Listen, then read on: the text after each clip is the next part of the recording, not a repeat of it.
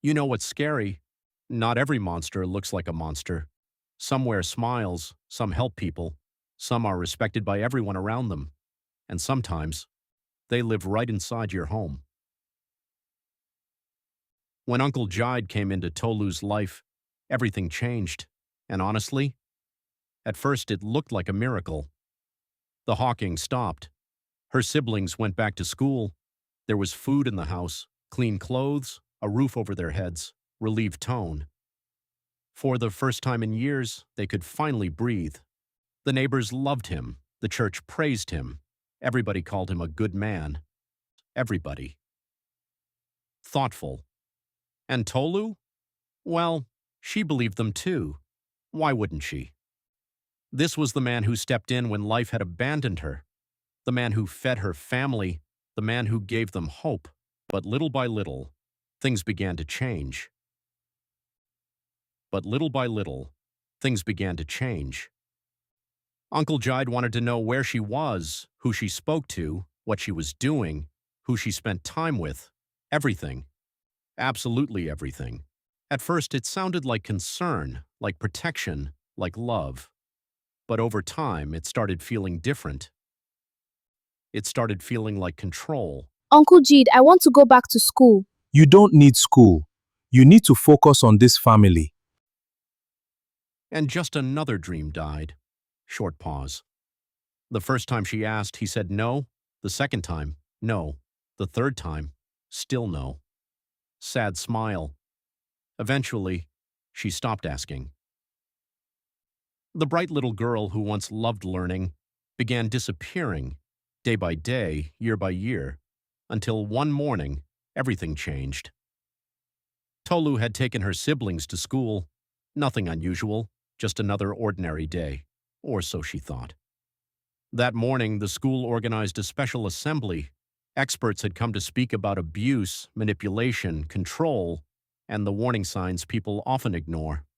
If someone isolates you from others, that isn't care. If someone controls every part of your life, that isn't protection. If you're afraid to speak openly, you deserve help. Tolu listened, then listened some more, and suddenly, her heart began to race.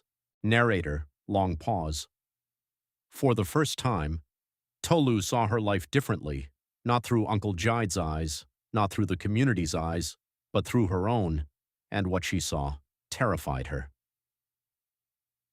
Before leaving, the experts handed out contact information. Most students ignored it, but not Tolu. She folded the paper carefully and slipped it into her pocket, as if she was carrying treasure, because maybe, just maybe, she was. Later that day, her younger brother's teacher stopped her. Your brother isn't doing very well in class. Is everything okay at home? Soft sigh. What a question. Because the truth was, nothing was okay. That evening, her brother finally spoke. What I saw was wrong. No, that's just how families are. No, it isn't. Something doesn't feel right.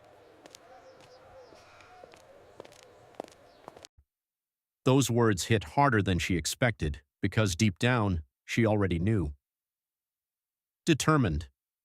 That night, Tolu made a decision not to run away, not to abandon her siblings. No, she was going to fight, and she was going to do it smartly. For weeks, she secretly communicated with the experts, carefully, patiently, quietly, building a plan, one small step at a time. Then something unexpected happened. One evening, Uncle Jide suddenly agreed to something he had refused for years. Wait, what? After years of saying no, now he was saying yes?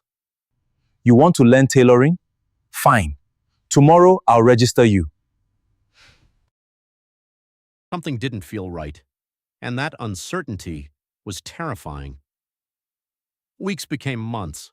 Months became a waiting game. Every day felt risky. Every mistake felt dangerous. Every step mattered. Then, finally, the moment came. The evidence was complete. The authorities were informed, and the truth could no longer hide.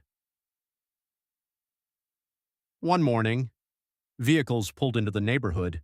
People came outside, confused, curious, whispering. There must be a mistake.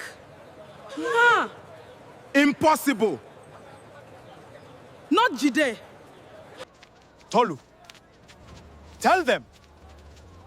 Tell them they're wrong! But the truth doesn't disappear just because people don't want to believe it. The truth remains the truth. For years, she had been silent. For years, she had been afraid. For years, she carried a burden nobody saw. Tolu and her siblings were taken somewhere safe, a place where healing could begin, a place where dreams could grow again.